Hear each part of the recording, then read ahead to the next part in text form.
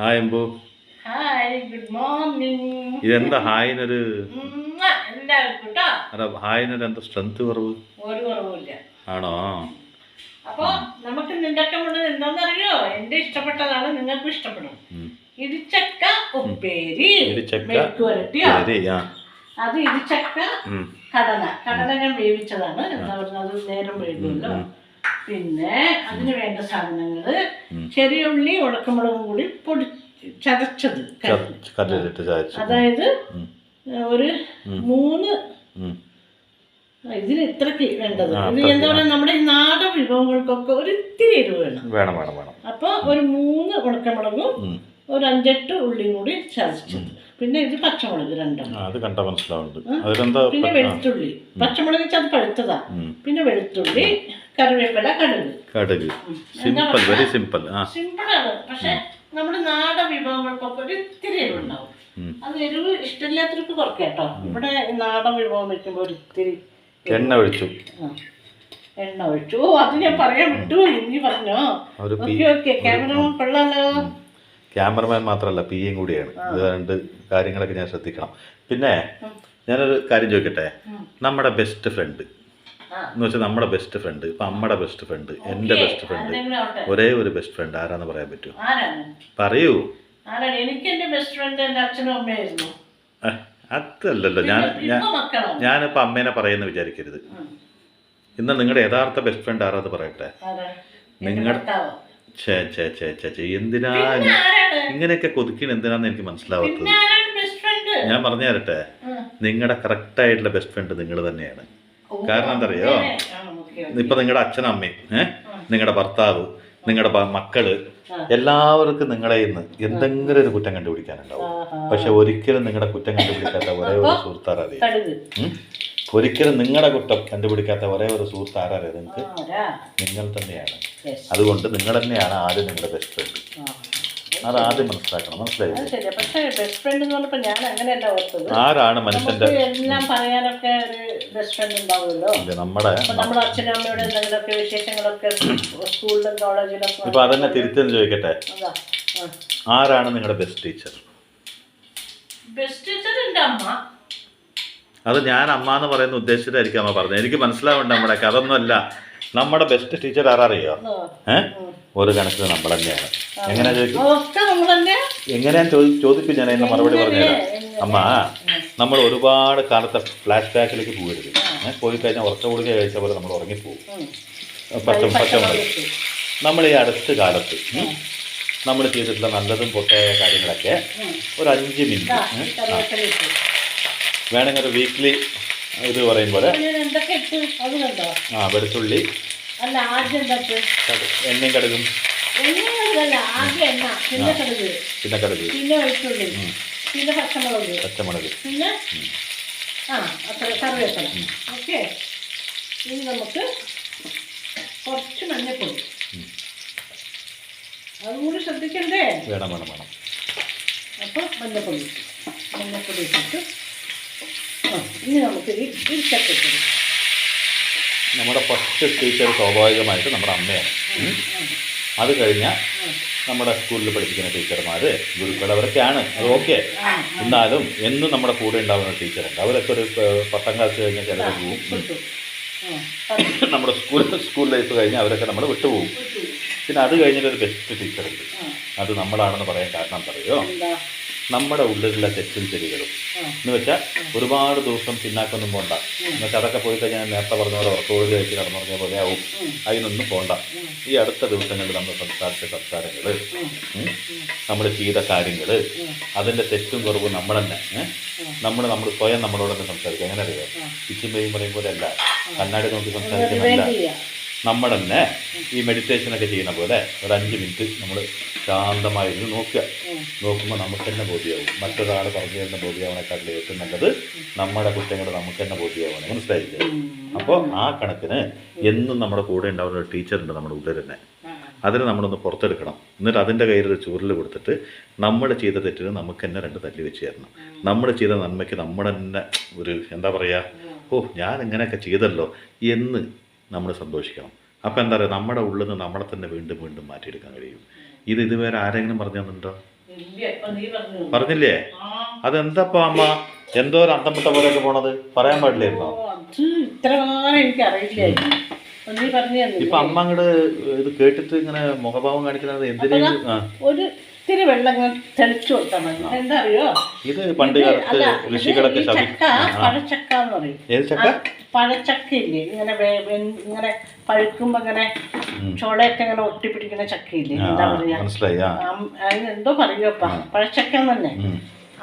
അതിന്റെയാണ്. അപ്പൊ അത് പെട്ടെന്ന് വേവും. അതുകൊണ്ട് നമുക്കിത് ഒരുപാട് നേരം വേവിക്കേണ്ട ആവശ്യമില്ല.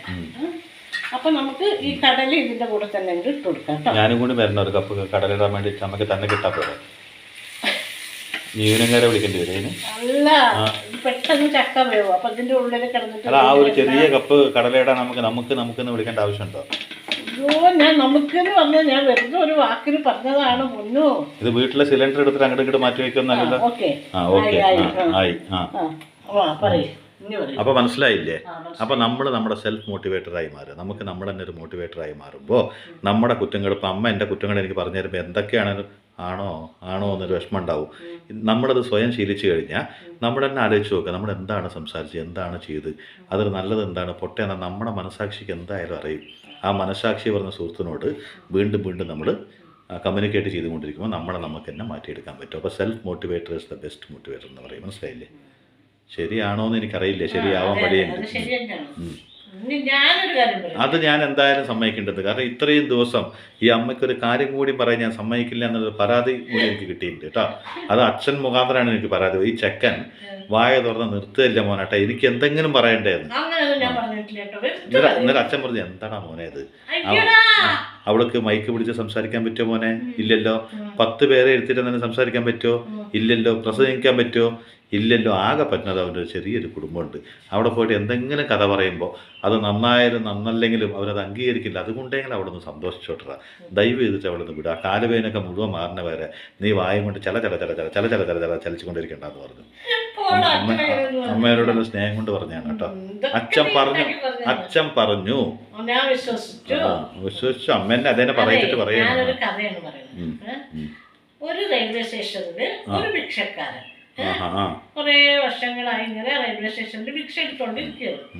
അപ്പൊ എവിടെ ഭിക്ഷ എന്നറിയോ, 10 പൈസ, 20 പൈസ, 5 പൈസ അങ്ങനെയൊക്കെ കിട്ടുള്ളൂ. അയ്യോ, അതിപ്പോ നിലവിലില്ലല്ലോ. അത് ഇപ്പോഴത്തെ കഥയല്ല, പണ്ടത്തെ കഥ. അന്ന് 5 പൈസയും 10 പൈസയും ഒക്കെ കാലത്തെ പിച്ചക്കാരൻ. അതായത് ഇപ്പോഴാണ് പറഞ്ഞത്. ഇപ്പൊ പിച്ചക്കാരൊക്കെ അങ്ങനെ 10 പൈസയൊക്കെ കൊടുത്തു കഴിഞ്ഞാൽ ഒരു മേടിക്കില്ല. അങ്ങനെ മാറി മൊബൈലൊക്കെ വെച്ചിട്ടാണ് അത് ചില്ലറ ഗൂഗിൾ പേ അങ്ങനെയല്ല അന്നത്തെ കാലത്ത് അങ്ങനെ. അപ്പൊ ഇത് കിട്ടും, എന്തെങ്കിലുമൊക്കെ കിട്ടും. രാവിലെ തൊട്ട് വൈകുന്നേരം വരെ ഇരുന്ന അങ്ങനെ. അപ്പൊ ഇയാളങ്ങനെ നോക്കിയപ്പോ ഒരാളങ്ങനെ നടന്നു വരും. ഒരു നല്ല സൂട്ടും ഒരു ഫുള്ള് റെയിൽവേ സ്റ്റേഷനിൽ ഒരാൾ മാത്രം നടന്നു വരുന്നുള്ളൂ. അല്ല, കഥയല്ലേ, കഥയാണ്. അപ്പൊ ഒരു കാണുമ്പോ കാഴ്ചയിലൊരു ഭയങ്കര പൈസ. അതിപ്പോ എത്രത്തോളം വിവരിച്ച് പറയേണ്ട ആവശ്യം ഞാൻ പറഞ്ഞുതരാം. ഇപ്പൊ ഞാനൊരു പിച്ചക്കാരൻ റെയിൽവേ സ്റ്റേഷനിൽ നിൽക്കുന്നുണ്ടെന്ന് വിചാരിക്കുക. അമ്മ നല്ല പ്രൗഡി ആയിട്ട് അവിടെ നിങ്ങൾ നടന്നു വരികയാണ്. ഫോർ എക്സാമ്പിൾ പറയൂ, ബാക്കി മുഖസ്തുതി പറയാനും പാടില്ലേ? ഒരുപാട് മുഖസ്തുതി വേണം. അപ്പൊ ഈ നല്ലോണം സൂട്ടൊക്കെ ഇട്ട് നല്ലൊരു വസ്ത്രധാരണത്തിലൊക്കെ വരുമ്പോ നമ്മൾ അത് കാണുമ്പോ തന്നെ തോന്നും ഒരു വക്കീലാണെന്ന് തോന്നും, അല്ലെങ്കിൽ അല്ലെങ്കിൽ ഒരു തണുപ്പ് രാജായിരിക്കും അല്ലേ, കോട്ടൊക്കെ ഇട്ട് ചെയ്ത് നേരം നടക്കണം. അപ്പൊ നല്ലൊരു ഡ്രസ്സ് ഒക്കെ ചെയ്തിട്ട് ഒരാളിങ്ങനെ നടന്നു വരുമ്പോ ഇയാൾ നോക്കും, ഈ ഭിക്ഷക്കാരൻ. എന്നിട്ട് വിചാരിക്കും, അതെ ഇയാളോട് എന്തെങ്കിലും ചോദിച്ചു കഴിഞ്ഞാൽ ഈ 100 ആൾക്കാരോട് ചോദിക്കാണ്ട് അത് ഇന്നൊക്കെയുള്ളത് ഇയാൾ തരും എന്നും പറഞ്ഞിട്ട്. ആ കോട്ടിൽ നിറച്ച് കാശായിരിക്കും, കുറെ കേശുണ്ടല്ലോ. അല്ല, കുറെ കിട്ടുന്നല്ല, എന്നാലും മറ്റുള്ള 10, 20, 30, 50 ആളുകൾക്ക് ചോദിക്കുന്ന ഒരു തുക അയാൾ ചിലപ്പോൾ 5 രൂപ 10 രൂപ കൊടുത്ത്. അന്നത്തെ കാലത്ത് അതൊക്കെ വലിയ കാര്യമല്ലേ, നമ്മുടെ കാലത്ത്. നമ്മുടെ കാലത്ത് വിളിച്ചോ. അപ്പൊ അതിന് വേണ്ടിട്ട് ഇയാളോട് ചോദിക്കാന്ന് പറഞ്ഞ് ചോദിക്കും. അപ്പൊ ഇയാളിങ്ങനെ നോക്കും ഭിക്ഷക്കാരനെ ഭയങ്കര ഗൗരവത്തില്. മാത്രാണല്ലേ നിന്റെ തൊഴില്, മറ്റുള്ളവർക്ക് കൊടുക്കലൊന്നും നിന്റെ പ്രവൃത്തിയിലില്ല അല്ലേ? എങ്ങനെ പിച്ചക്കാരൻ മറ്റുള്ളവർക്ക് കൊടുക്കും? കേക്ക്. അപ്പൊ ഈ ഭിക്ഷക്കാരൻ നീ ചോദിച്ച പോലെ തന്നെ പറയും, അയ്യോ സാറേ ഞാനേ ഒരു ഭിക്ഷക്കാരനാണ്, ഞാൻ എന്താ ആർക്കും കൊടുക്കാൻ പറ്റുക. അവ പറയുന്നു, ഈ ഭിക്ഷക്കാരനാണ് നിനക്ക് കൊടുക്കാൻ പറ്റില്ലെങ്കിലേ ഞാനൊരു ബിസിനസ്മാനാണ്, ഞാൻ എന്തെങ്കിലും മേടിച്ചിട്ട് അങ്ങോട്ട് കൊടുക്കാനാണ് എൻ്റെ സ്വഭാവം. അതുകൊണ്ട് നിന്റെ അടുത്ത് എനിക്കൊന്നും തരാനില്ലെങ്കിൽ എനിക്ക് ഒന്നും തരാനില്ല എന്ന് പറയും. കേട്ടോ, ഭയങ്കര കോട്ട് സൂട്ടിട്ട ആളാണ്. അല്ല പറഞ്ഞൊരു ന്യായമുണ്ട്, ഞാനൊരു ബിസിനസ്സുകാരനാണ്, ഗീവ് ആൻഡ് ടേക്ക് ഇറ്റ്സ്. അതിലെന്താ തെറ്റുള്ളത്? അയാളുടെ അഭിപ്രായം അയാൾ പറഞ്ഞു. അപ്പോൾ ഞാൻ ഇങ്ങനെയാണ്. അപ്പോൾ പിച്ചക്കാരൻ്റെ അടുത്ത് പോലും എന്തായാലും മേടിച്ചിട്ടേ കൊടുക്കുള്ളൂ, അത്രയും പിച്ച. കേക്ക് കോട്ട് സൂട്ട് മാത്രമേ ഉള്ളൂ. അപ്പൊ പറയും ഞാനൊരു ബിസിനസ്സുകാരനാണ്, അതുകൊണ്ട് ഞാൻ എന്തെങ്കിലുമൊക്കെ മേടിക്കും അങ്ങോട്ട് കൊടുക്കലോ അങ്ങനെയാണ് എൻ്റെ തൊഴിൽ. അത് പിച്ചക്കാരനായാലും ശരി. എൻ്റെ അടുത്ത് ഒന്നും ഇല്ലാത്തതുകൊണ്ട് നിനക്കൊന്നും തരാനും എനിക്ക് മനസ്സില്ല എന്ന് പറഞ്ഞ് അയാൾ പോകും. അപ്പൊ ഇയാൾ ആലോചിക്കുകയാണ്, ഇയാൾ എന്തൊരു മനുഷ്യനാണ്, ഞാനൊരു ഭിക്ഷക്കാരൻ, എൻ്റെ അടുത്ത് ഇയാൾ ഇങ്ങനെ പറഞ്ഞല്ലോ, എന്താ അയാൾ പറഞ്ഞതിൻ്റെ അർത്ഥം എന്നൊക്കെ അങ്ങനെ ആലോചിച്ച് ഇയാൾ 2-3 ദിവസം ഇയാൾക്ക് അതന്നെ ആലോചന, എന്താണ് അയാൾ ഇങ്ങനെ പറഞ്ഞത്, ആ യാചിക്കുന്ന ഞാൻ അതുകൊണ്ട് ജീവിതം കഴിയുമ്പോ എന്താണ് ഈ മനുഷ്യൻ ഇങ്ങനെ പറഞ്ഞിട്ട് പോയത് ഇങ്ങനെ ആണ്. പിന്നെ അന്ന് അങ്ങനെ 2-3 ദിവസം കഴിഞ്ഞ് ഇയാൾ ഇങ്ങനെ ഭിക്ഷ അയച്ച് ഇങ്ങനെ കിടക്കാൻ തല കഴിക്കാൻ ഒരിടം ഉണ്ടാവുമല്ലോ എവിടെയെങ്കിലും, അവിടെ കയറി പോയിക്കൊണ്ടിരിക്കുമ്പോ ഇയാൾ നടന്നു പോണ വഴിയോരത്ത് പലതരം പൂക്കൾ വിടർന്ന് നിൽക്കുന്നുണ്ട്. ഈ ആരും നട്ടു വളർത്തിയതല്ലെങ്കിലും ഏതൊരു പൂവിനും അതിൻ്റെതായ ഭംഗി ഉണ്ടാവുമല്ലോ, പ്രകൃതിയുടെ വരദാനമാണല്ലോ. അപ്പൊ ഈ പൂക്കളൊക്കെ നല്ല ഭംഗിയാണ് കാണാൻ. ഞാനൊരു കാര്യം ചെയ്താലോ എന്ന് പറഞ്ഞ് ഇയാൾ ആ പൂക്കളൊക്കെ പിറ്റേ ദിവസം ആ പൂക്കളെയൊക്കെ പറിച്ച് അതിങ്ങനെ നൂല് കൊണ്ട് 2-3 തരം പൂക്കളൊക്കെ ഇങ്ങനെ ഒന്ന് കെട്ടി കുറെ ഇങ്ങനെ പൂവിൻ്റെ ഇത് ഉണ്ടാക്കും, ചെറിയത്. എന്നിട്ട് ഇയാൾ റെയിൽവേ സ്റ്റേഷനിലേക്ക് വന്നിട്ട് ഭിക്ഷ തരുമെന്ന് ചോദിക്കുന്നതിന് പകരം ഈ പൂ നീട്ടും. ഈ പൂവിന്റെ എന്താ പറയാ, അതിന് ബൊക്ക പോലെ ചെറുതായിട്ട്. അപ്പൊ അതിങ്ങനെ നീട്ടും. അത് നീട്ടുമ്പോ അത് നോക്കിയിട്ട് ആൾക്കാര് ഒന്നും പറയില്ല, ഇയാളിനെ നോക്കും. ഒരു പാവപ്പെട്ട മനുഷ്യൻ പൂ വിൽക്കുകയാണെന്ന് പറഞ്ഞ് അതിനെ മേടിച്ചിട്ട് ഇയാൾക്ക് പൈസ കൊടുക്കും. പൈസ കൊടുക്കുമ്പോ ഈ ചില്ലറ കൊടുക്കുന്നതിന്റെ പകരം അവര് നോട്ട് കൊടുത്തു.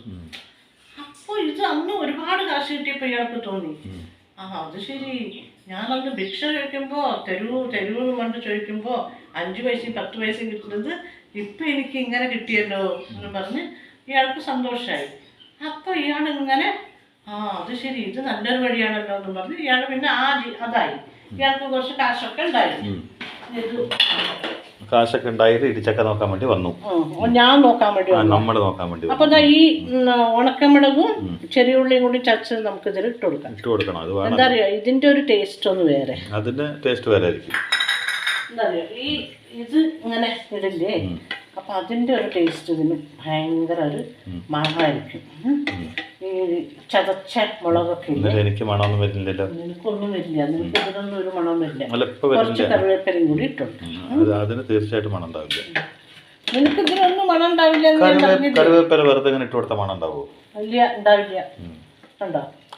ഇങ്ങനെ കുറച്ച് ഒരു 2 മിനിറ്റ് ഇങ്ങനെ ഇരിക്കട്ടെ, എന്നിട്ട് നമുക്ക് വീണ്ടും ഇത് ഇളക്കി കൊടുക്കാം. വീണ്ടും ആ പിച്ചക്കാരൻ്റെ അടുത്തേക്ക് പോയി നമ്മൾ. അപ്പൊ അങ്ങനെ കുറച്ച് ദിവസങ്ങൾ കഴിഞ്ഞു. അങ്ങനെ ഇരിക്കുമ്പോ വീണ്ടും ഒരു ദിവസം ഈ ട്രെയിൻ യാത്രയിൽ ഇയാളെ കാണും.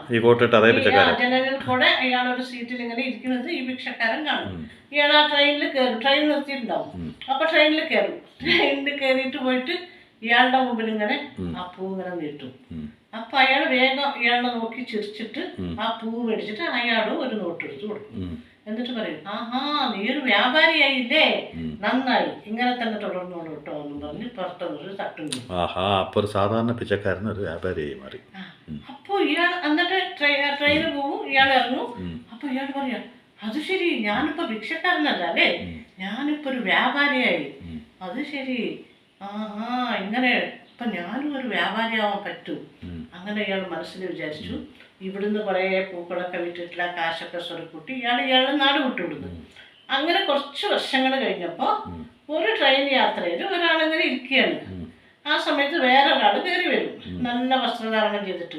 ഇയാളും നല്ല വസ്ത്രധാരണം ചെയ്തിട്ട് ഇരിക്കുകയാണ്, നല്ല AC കമ്പാർട്ട്മെന്റിലൊക്കെ ഇരിക്കുക. ആ സമയത്ത് വേറെ ഒരാൾ കയറി വരും. കയറി വരുമ്പോൾ ഇയാൾ വേഗം അയാൾക്ക് കൈ കൊടുക്കും. അപ്പൊ ഇയാളിങ്ങനെ നോക്കും, രണ്ടാമത് കയറിയാണ്. അപ്പോൾ കൈ കൊടുത്തപ്പോൾ നിങ്ങൾക്ക് എന്നെ പരിചയം ഉണ്ടോയെന്ന് പറയും. പിന്നെ നമ്മുടേത് 3ാമത്തെ പ്രാവശ്യമാണ് കണ്ടുമുട്ടുന്നത് പറയും. 3ാമത്തെ പ്രാവശ്യം എനിക്ക് ഓർമ്മയില്ലല്ലോ എന്ന് പറയും. എനിക്ക് ഓർമ്മയുണ്ട്, നിക്ക്, നീ പറയല്ലേ, ഞാൻ പറയാം. എനിക്ക് ഓർമ്മയില്ലല്ലോ എന്ന് പറയും. എന്തൊരു കഷ്ടം. നിങ്ങളൊന്ന് ഓർത്തു നോക്കുക. ഇല്ല, എനിക്ക് ഓർമ്മ വരുന്നില്ല. അടിമുടി ഇയാളെ നോക്കുന്നുണ്ട്, പക്ഷെ ഇയാൾക്ക് അതിന്റെ ഇടയ്ക്ക് നടുമുടി വീണും വന്നോ? അടിമുടി അടിമുടി. അപ്പൊ എനിക്ക് ഓർമ്മ കിട്ടുന്നില്ല.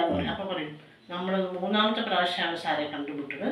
ആദ്യം കണ്ടുമുട്ടിയപ്പോ ഞാനൊരു ഭിക്ഷക്കാരൻ നിങ്ങളുടെ അടുത്ത് ഭിക്ഷ യാചിച്ചു. അന്ന് നിങ്ങൾ എന്തെങ്കിലും നിന്റെ അടുത്ത് എനിക്ക് ഇങ്ങോട്ട് തരാനുണ്ടെങ്കിൽ ഞാൻ അങ്ങോട്ട് തരാൻ പറ്റും, ഞാനൊരു ബിസിനസ് മാൻ ആണെന്ന് പറഞ്ഞു. 2ാമത്തെ പ്രാവശ്യം ഞാൻ നിങ്ങൾക്ക് കുറച്ച് പൂക്കൾ നീട്ടിയപ്പോൾ നിങ്ങൾ എനിക്ക് പൈസ തന്നു. എന്നിട്ട് പറഞ്ഞു നീ ഒരു വ്യാപാരിയായില്ലേ, നന്നായി, ഇങ്ങനെ തന്നെ തുടർന്നോളൂ എന്ന് പറഞ്ഞു. ഇപ്പൊ 3ാമത്തെ പ്രാവശ്യം നിങ്ങളെ ഞാൻ കണ്ടുമുട്ടണം, ഞാനൊരു പൂക്കളുടെ വലിയൊരു വ്യാപാരിയായി, ഇന്ന് ഞാനൊരു ധനികനാണെന്ന് പറയും. അപ്പോൾ ഈ 3ാമത്തെ പ്രാവശ്യം അയാൾ കണ്ടുമുട്ടുമ്പോൾ ഇയാളുടെ വസ്ത്രധാരണം അന്ന് താടി തലയൊക്കെ ഒരു വ്യത്യസ്ത രൂപമായിരുന്നു. ഇന്ന് അയാളെ കാണുമ്പോൾ അയാളെ അല്ലാത്ത രീതിയിൽ അയാൾ മാറി. അപ്പോൾ ഇയാള് അത് പറഞ്ഞത് കൊണ്ട് ഇയാളുടെ മനസ്സിന് മാറ്റങ്ങൾ വന്നു. അപ്പോൾ എന്തിനും കൊടുക്കൽ വാങ്ങൽ എന്നുള്ളത് പ്രകൃതിയുടെ ഒരു നിയമമാണ്. അതിപ്പോൾ പണത്തിലായാലും സ്വത്തിലായാലും സ്നേഹത്തിലായാലും എന്തിലാണെങ്കിലും നമ്മൾ ഒരാൾക്ക് എന്ത് കൊടുക്കുന്നോ അതുപോലെ നമുക്ക് തിരിച്ച് അതുപോലെ പ്രതീക്ഷയുണ്ടാവും. ഇപ്പോൾ ഏത് ബന്ധത്തിലായാലും ലോകത്തുള്ളൊരു യൂണിവേഴ്സൽ ട്രൂത്താണ് അതെന്തറിയോ, എന്തിനും ഈ കൊടുക്കൽ വാങ്ങൽ എന്നൊരു സംഭവമുണ്ട്. കാരണം എന്തെങ്കിലും നമ്മളൊന്ന് കൊടുത്താലേ തിരിച്ചു കിട്ടുള്ളൂ എന്ന് 100% സത്യമാണ്. അപ്പോൾ നമ്മൾ ഒരാൾക്ക് ഇപ്പം അമ്മ എനിക്ക് സ്നേഹം നൽകുകയാണെങ്കിൽ തിരിച്ച് ഞാൻ അമ്മയ്ക്ക് സ്നേഹം നൽകിയേ പറ്റൂ. അത് നൽകിയില്ലെങ്കിൽ എത്ര കാലം തന്നെ അമ്മ എനിക്ക് സ്നേഹം നൽകും? അമ്മയ്ക്ക് തോന്നുന്നു ഇവന് സ്നേഹം കൊടുത്തിട്ട് ഒരു കാര്യമില്ല വന്നു, ആ സ്നേഹം അവിടെ പറ്റിപ്പോവല്ലേ. അപ്പോൾ ജീവിതം എന്ന് പറയുന്നത് അങ്ങനെയാണ്. എല്ലാത്തിലും ഏതൊരു സംഭവത്തിലും വേറൊരു പാഠം എന്താന്ന് പറഞ്ഞാൽ നമ്മുടെ ചിന്തകൾ മാറണം. നമ്മുടെ ചിന്തകൾ മാറുമ്പോൾ നമ്മൾ എന്താണ്, നമ്മളൊരു യാചകനായിട്ട് തന്നെ തുടരണം. നമ്മുടെ ചിന്തകൾ മാറ്റണമെന്ന് നമ്മൾ സ്വയം ചിന്തിച്ച് നമ്മൾ മനസ്സിലാക്കുമ്പോൾ ഇനിയിപ്പോൾ ഒരാൾ പറഞ്ഞാലും പറഞ്ഞില്ലെങ്കിലും നമ്മുടെ ചിന്തകളെ നമ്മൾ മാറ്റണം എന്നുള്ള ഒരു ദൃഢമായ നിശ്ചയം എടുത്തു കഴിയുമ്പോൾ നമുക്ക് ആ യാചകനെ പോലെ തന്നെ, യാചകൻ ധനികനായ പോലെ എല്ലാവരുടെ ജീവിതത്തിലും ഒരു മാറ്റം ഉണ്ടാവും. കാരണം നമ്മുടെ മനസ്സിലത് തോന്നണം. എന്ത് ഒരു ദൃഢനിശ്ചയം, ഒരു ചിന്ത, മാറ്റം, അതൊക്കെ ആവശ്യമാണ് അല്ലേ. അപ്പോൾ എല്ലാത്തിലും ഉള്ളത് ഗിവ് ആൻഡ് ടേക്ക്. ഈ പ്രപഞ്ചത്തിന്റെ ഒരു സത്യം തന്നെ ഗിവ് ആൻഡ് ടേക്ക് ആണ്. അതില്ലാതെ ഈ ലോകത്തിൽ സംഭവമില്ല. ബന്ധമായാലും ജീവിതമായാലും എല്ലാം നമ്മൾ ഒരാൾക്ക് നൽകുമ്പോൾ നമുക്ക് തിരിച്ചു കിട്ടും എന്നുള്ളത് തന്നെയാണ് സത്യം. അല്ലാണ്ട് നമ്മുടെ കയ്യിൽ നിന്ന് എടുത്തു കൊടുത്തിട്ട് വെറുതെ ഒന്നും ആവുന്നില്ല. എല്ലാം അങ്ങോട്ട് ഇങ്ങോട്ട് കൊടുക്കലും വാങ്ങാനാണ് എന്തൊക്കെ ഉണ്ടെങ്കിലും അല്ലേ. അപ്പോൾ ഇതിൻ്റെ ഉള്ളിൽ എനിക്കെന്ത് മനസ്സിലായി ചോദിക്ക്, ഇങ്ങോട്ട് നോക്കൂ. അമ്മയ്ക്ക് കഥ പറയാൻ മാത്രമല്ല, ആ കഥ പറഞ്ഞ് ഭാവാഭിനയം കൊണ്ട് നന്നായിട്ട് അഭിനയിക്കാൻ അറിയുമെന്ന് എനിക്ക് മനസ്സിലായി. കാരണം ഞാൻ കണ്ടുകൊണ്ടിരിക്കുന്നത് ഒരു TV-യിൽ സീരിയൽ കാണുമ്പോൾ അങ്ങനെ കാണിയായിരുന്നു. എക്സ്പ്രഷൻ അത് കിടിലായിരുന്നു കേട്ടോ. അങ്ങോട്ട് നോക്കാം, ഇങ്ങോട്ട് നോക്ക്, അടിപൊളി സത്യം. നോണ എന്തിനാ പറയണത്? അത് ഉപ്പ് നോക്കണം കാണണം പറഞ്ഞിട്ടുണ്ട് കേട്ടോ. അത് എത്ര എണ്ണത്തിന് ഉപ്പ് നോക്കി? നല്ല ടേസ്റ്റ് ഉണ്ട്. ഇതിൽ ഇനി ലാസ്റ്റ് എന്താ ചെയ്യുന്നറിയോ, ഒരു തുള്ളി വെളിച്ചെണ്ണ. ഇതന്നെയല്ലേ ഞാൻ നേരത്തെ പറഞ്ഞത്, സെൽഫ് മോട്ടിവേഷൻ അല്ലേ. അത് കഥ പറയുന്നുണ്ടാ. ഒരു തുള്ളി വെളിച്ചെണ്ണ മേലെ അങ്ങനെ തുള്ളി കൊടുത്തിട്ട് ഇളക്കി വെച്ച് അടച്ചു വെച്ച് കഴിഞ്ഞാൽ അതിനൊരു പ്രത്യേക സ്വാദാണ്. നമ്മളൊക്കെ നമ്മുടെ ഉള്ളിലേക്ക് തന്നെ നോക്കുമ്പോൾ നമ്മുടെ തന്നെ കുറെ കുറ്റങ്ങളും കുറവുകളൊക്കെ ഉണ്ടാവും. അത് നമുക്ക് തന്നെ നന്നാക്കാൻ കഴിഞ്ഞാൽ മറ്റൊരാൾ വന്നിട്ട് നിന്റെ ഈ ഒരു ദോഷം ഉണ്ടെന്ന് പറഞ്ഞ് വിരൽ ചൂണ്ടേണ്ട ഒരു ആവശ്യം നമുക്ക് വരില്ല. അപ്പോൾ എന്നും ഒരു മെഡിറ്റേഷൻ പോലെ ഏതാണ്ട് ഇന്നലെ ചെയ്ത കാര്യങ്ങൾ രാവിലെ ഒരു 5 മിനിറ്റ് അല്ലെങ്കിൽ കുറച്ച് നേരം കണ്ണടച്ച് എന്തായിരുന്നു ഇന്നത്തെ ദിവസം എന്നൊന്ന് ചിന്തിച്ച് കഴിഞ്ഞാൽ ഇന്ന് അതിനെ കാരണം ബെറ്റർ ആക്കാൻ പറ്റും. അങ്ങനെ ഒരു സത്യം കൂടിയുണ്ട്. നല്ല കഥയല്ലേ? നല്ല കഥയാണ്. ഇഷ്ടപ്പെട്ടു. താങ്ക്സ്. ഇത് എനിക്ക് വേണ്ടി പറഞ്ഞ കഥയല്ലല്ലോ. അല്ല, എന്നാലും നല്ല കഥ എന്ന് പറയുമ്പോൾ താങ്ക്സ് ഒക്കെ പറയാം. നമ്മുടെ കുടുംബത്തിന് വേണ്ടി പറഞ്ഞ കഥയാണ്. അപ്പോൾ അതിൽ 2 കാര്യങ്ങളുണ്ട് കേട്ടോ. ആ പിച്ചക്കാരനത് മനസ്സിലാക്കാനുള്ള ബുദ്ധി ഉണ്ടായിരുന്നു.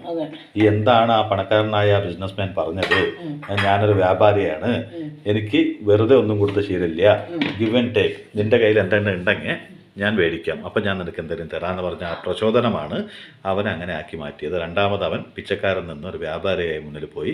3ാമത് പോകുമ്പോൾ അയാൾക്ക് തുല്യനായ ഒരു വ്യക്തിയായിട്ട് പോയി. അപ്പോൾ അവിടെ ആ വ്യക്തിക്ക് ഒരു ആത്മവിശ്വാസം ഉണ്ടായിരുന്നു, ഞാനെന്ന് പറഞ്ഞത് പിച്ചക്കാരനായപ്പോലും. അപ്പോൾ അവനൊരു ഗുണം ഉണ്ടായിരുന്നു. എന്താ അറിയോ, ഒരാൾ പറയണ വാക്കുകളുടെ അർത്ഥം മനസ്സിലാക്കാനുള്ള ഗുണം ഉണ്ടായിരുന്നു, എന്തുകൊണ്ട് അങ്ങനെ പറഞ്ഞു എന്നുള്ള ഗുണം ഉണ്ടായിരുന്നു, അത് മനസ്സിലാക്കാനുള്ള ഒരു കഴിവുണ്ടായിരുന്നു.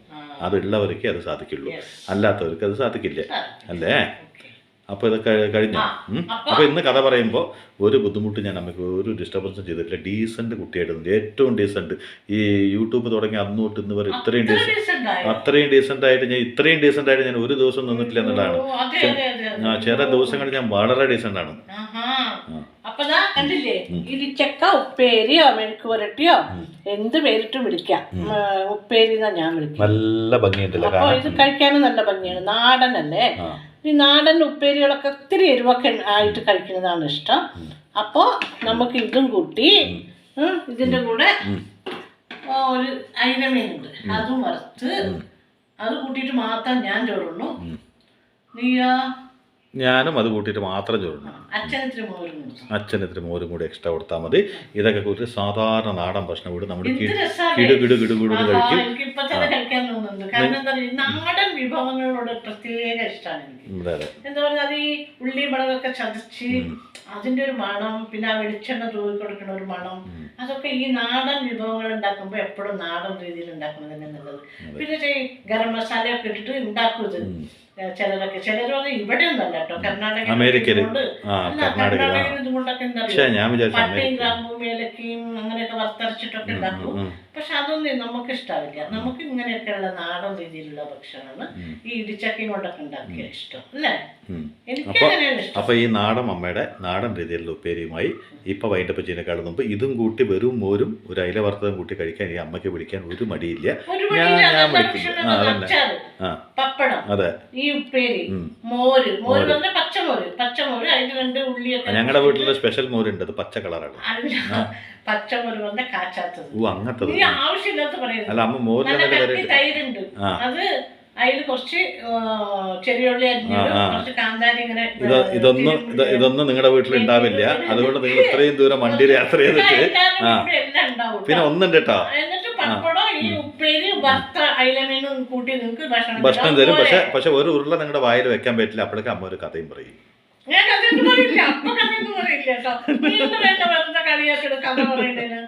കഥ പറയണേനല്ല, അപ്പോഴും അമ്മ ഏതെങ്കിലും ഒരു കഥ പറഞ്ഞ് നിങ്ങളെ കഥ പറഞ്ഞുകൊണ്ട് എന്നെ ഇത് തിന്നാൻ അനുവദിക്കാതെ തീറ്റിക്കും. അതാണ് നമ്മുടെ സത്യം. അപ്പൊ ഇല്ല, സ്നേഹം കൊണ്ട് വെറുതെ നിൽക്കുമല്ലമ്മ. അതെ, അത്രേ ഉള്ളൂ. അപ്പൊ ബൈ.